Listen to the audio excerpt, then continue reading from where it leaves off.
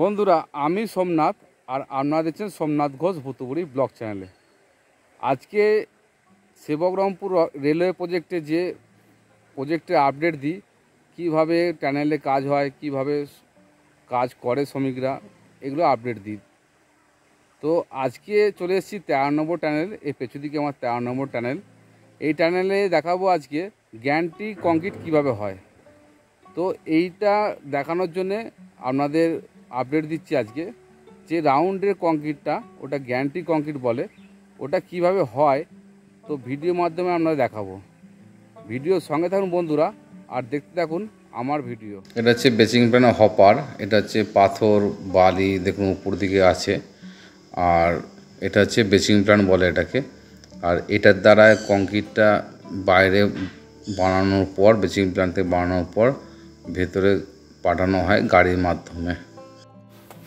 বেচিং প্ল্যান্টে যে হপার আছে, এই হপারের নিচে এরকম ধরনের গেট দেখতে পাবেন। গেট যেটা হচ্ছে সিমেন্ট বালি পাথর একটা একটা করে গেট খুলবে, আর একটা একটা করে এই পাথর বালিগুলো পড়ে যাবে। আর তার নিচে আছে কনভেয়ার বেল্ট। এই বেল্টের মাধ্যমে উপরে চলে যাবে। উপরে যে বেচিং প্ল্যান্টটা আছে, যেটা বেচিং প্ল্যান্ট বলছি, যেটা কংক্রিট তৈরি হয়, এখানে একটা মিক্সিং আছে, মিক্সিংয়ের জায়গা আছে। এখানে বালি পাথর সিমেন্ট জল এখানে এসে এক জায়গায় এসে মিক্সিং হবে।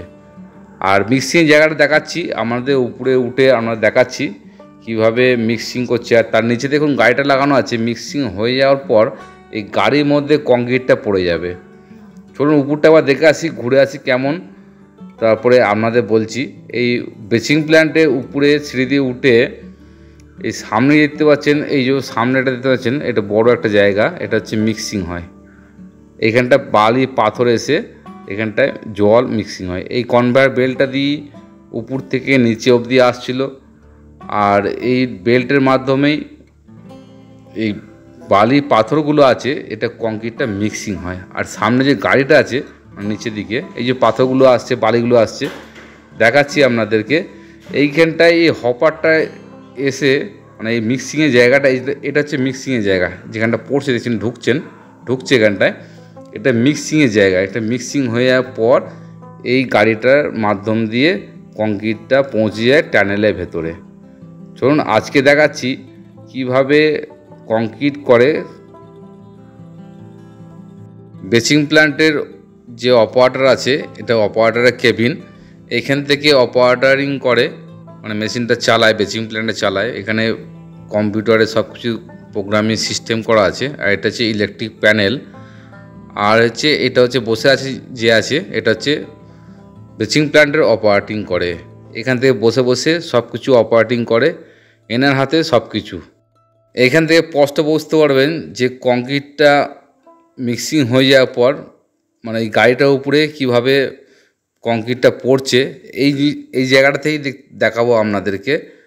দেখলেই বুঝতে পারবে যে কংক্রিটটা উপর থেকে এই গাড়িটার মধ্যে কিভাবে পড়ছে। আপনারা একটু খেয়াল রাখুন, দেখতে পাবেন এই যে দেখুন গাড়িটার মধ্যে কংক্রিটটা লোডিং হচ্ছে। এই গাড়িটা টানেলের মধ্যে পৌঁছে যাবে।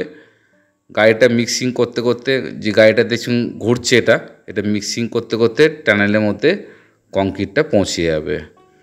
গাড়িটা লোডিং হয়ে যাওয়ার পর বেচিং প্ল্যান্ট অপারেটর একটা হর্ন মারবে। এই হর্নটার মাধ্যমে বুঝতে হবে গাড়িটা লোডিং হয়ে গেছে।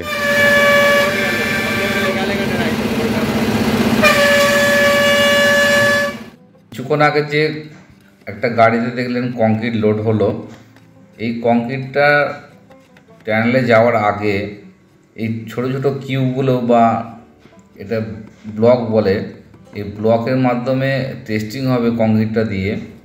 টেস্টিং ল্যাবে গিয়ে টেস্টিং হবে যে কংক্রিটটা কেমন কোয়ালিটি দেওয়া হচ্ছে, সে টেস্টিংটা হয়। এই ব্লকগুলো এরা বানায় কংক্রিট।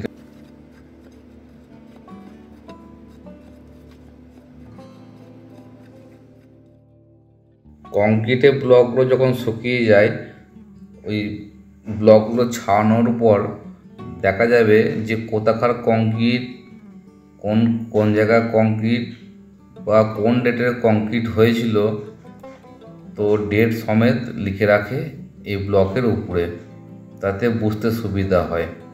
এরপরে চলে যাবে ব্লকগুলো অন্য জায়গায়, টেস্টিং জায়গায়, সেটাও দেখাবো। ভিডিওর সঙ্গে থাকুন বন্ধুরা।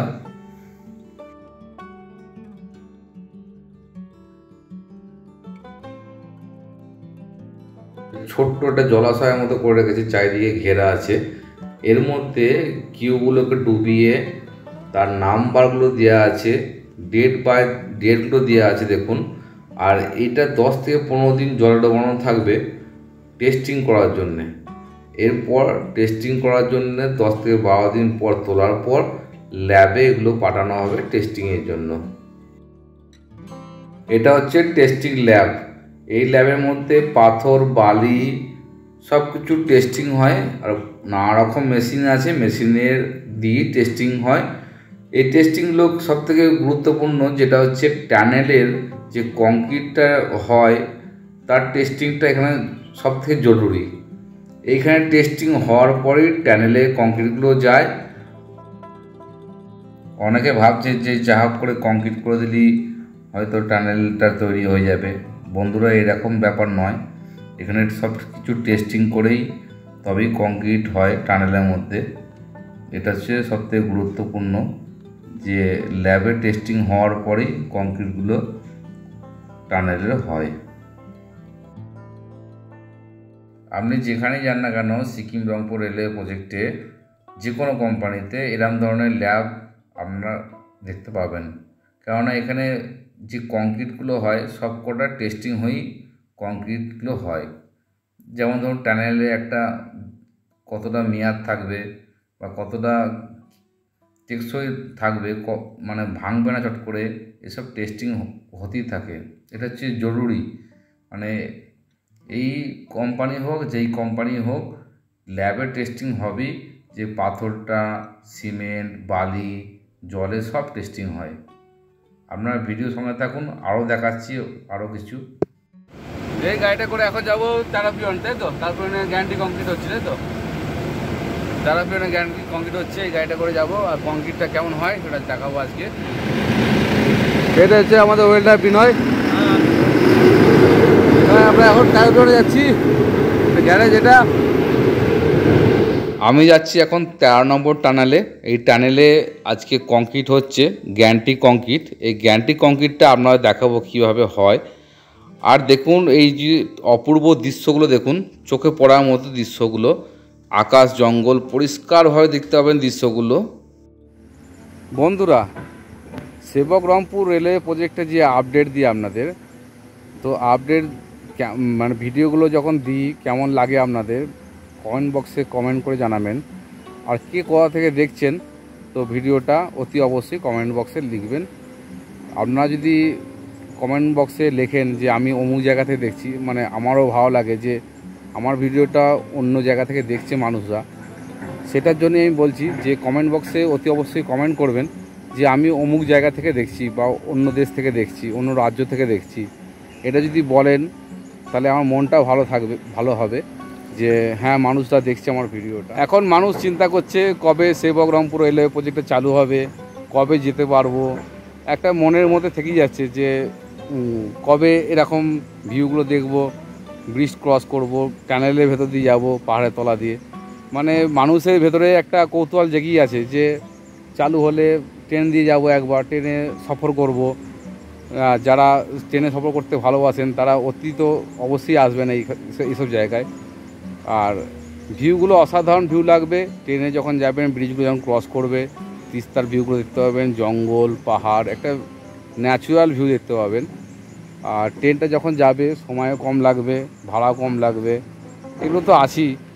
আর সত্যি বলতে একটা বাঙালিরা যেগুলো ঘুরতে আসে, মানে সিকিমে বাঙালিরা বেশিরভাগ আসে এই ছুটি যে দিনগুলো যখন আসে ঘুরতে আসে, তো এগুলো তো একটা বাঙালিদের একটা লেগেই থাকে কবে যাব না যাব। সত্যি বলতে কি, মানে সেবক রংপুর রেলওয়ে প্রজেক্ট চালু হয়ে গেলে মানে মানুষের ভিড় প্রচুর হবে এখানে। এই ট্রেনটা চালু হয়ে গেলে পাহাড়ের তলা দিয়ে যাবে, তো একটা নতুন নতুন সুন্দর সুন্দর ভিউগুলো দেখতে পাবেন একদম।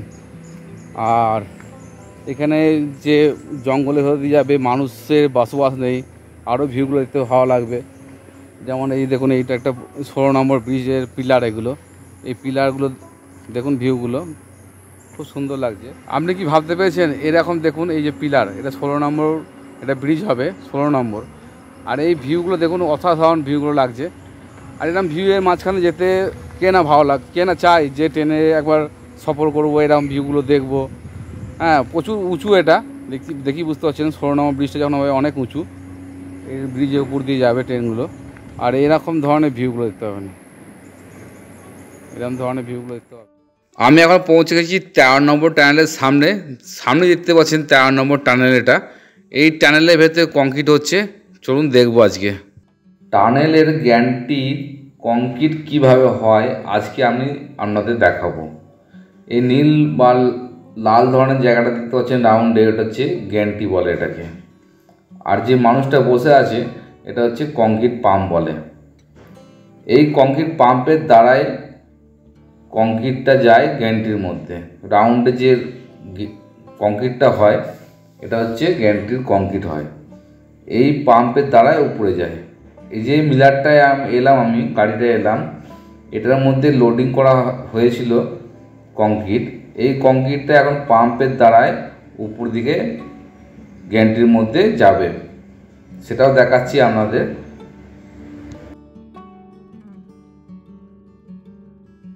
দেখুন যে গাড়িটা এসেছি লোড আছে কংক্রিট, আর এই কংক্রিট পাম্পের এটা হপার বলে, এটা এই হপারের মধ্যে ঢালা হবে। আর এই কংক্রিট পাম্পটা দিয়েই এখন উপরে যে গ্যান্ট্রির রাউন্ডের গ্যান্ট্রি কংক্রিটটা হচ্ছে ওখানে পাইপ লাইনের মধ্যে দিয়ে পৌঁছাবে। আর এটা শ্রমিকরা দেখুন কত কষ্ট করছে, এই কংক্রিটটার এক পায়ের গোড়া দিয়ে পড়ছে, বুঝতেই পারছেন, দেখতেই পারছেন।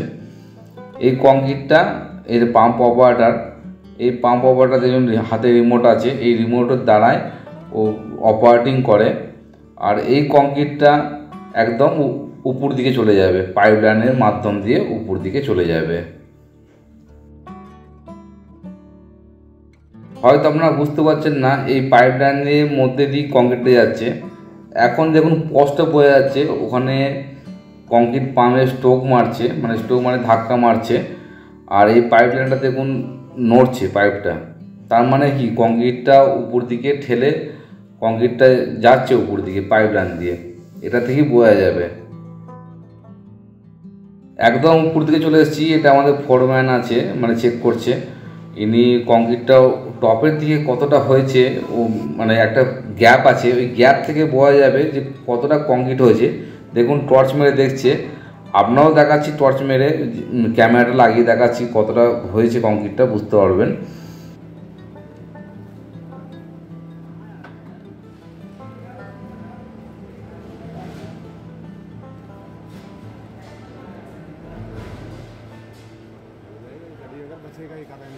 नहीं बचेगा यार, लाना पड़ेगा। টর্চ মেরে যে মানুষগুলো দেখছিল আপনাদের ক্যামেরা দিয়ে দেখাচ্ছি, আপনারা কি দেখলেন কমেন্ট বক্সে কমেন্ট করে অতি অবশ্যই জানাবেন। এই পরের স্টেপে কংক্রিটটা হওয়ার জন্য দেখুন এই ওয়ার্কাররা নিচে শ্রমিকরা, তো এখানে রড লাগানো হয়ে গেছে। ও এই সাদা অংশটা হচ্ছে জিও টেক্সটাইল, আগের ভিডিও দেখিয়েছি আমরা জিও টেক্সটাইলের ব্যবহার কী করে, তো ডেসক্রিপশনে লিঙ্কটা দিয়ে দেবো, তো ওখান থেকে দেখে নেবেন। আর এই দেখুন যে কংক্রিটটা হচ্ছে এটা প্যাকিং দিচ্ছে, মানে লিকেজ হচ্ছে এখানে। যে একটা শ্রমিক আছে যেটা মানে লিকেজ হচ্ছে, সেই সিমেন্টের বস্তা দিয়ে প্যাকিংগুলোও দিচ্ছে যাতে কংক্রিটটা বাইরে না আসে, তার ব্যবস্থা করছে। এই দেখুন সিমেন্টের বস্তা দিয়ে এটা প্যাকিং দিচ্ছে, মানে লিকেজটা বন্ধ করছে যেন লিকেজ না হয় এতে। তো কংক্রিট তো হচ্ছে এখনই, গ্যান্ট্রি কংক্রিট হচ্ছে। চোর নিচের দিকটা, এটা ভেতর দিকটা গ্যান্ট্রি কংক্রিটে। আর চলুন ভেতর দিকটা যায়, নিচের দিকটা গিয়ে দেখায় যে শ্রমিকরা আরও কী কাজ করছে আর কি কাজ হচ্ছে, এটাও দেখায় আপনাদের দেখাতে পারলে যে আমারও ভালো, যে আপনারা এই ট্রেনে করে ঘুরতে আসবেন তার আগে দেখে নেন টানেলটা কীভাবে তৈরি হচ্ছে। এখানে দেখুন শ্রমিকরা কত অক্লান্ত পরিশ্রম করছে, নিচে কাদা জল আছে, কংক্রিট পড়ে আছে, গামবুট পড়ে আছে দেখুন শ্রমিকরা। আর এইখানে পাইপ লাইনটা চেঞ্জ হচ্ছে, মানে কংক্রিটের পাইপ লাইনটা একটা জায়গায় লাগানো ছিল, তো এদিকটা কংক্রিট হয়ে যাওয়ার পর তো আর একটা দিকে কংক্রিটটা হবে, সেই জন্য লাগাচ্ছে আর কি। এখানে দেখুন এটা হচ্ছে সাবস্টেশনের পকেটের কাজ হচ্ছে, এখানে শ্রমিকরা কাজ করছে এখানে। আর এখানে সার্ভে পয়েন্টও দিচ্ছে যে কোন পয়েন্ট দিলে কেমন করে সারিয়েটা বাঁধা, রডটা বাঁধা হবে।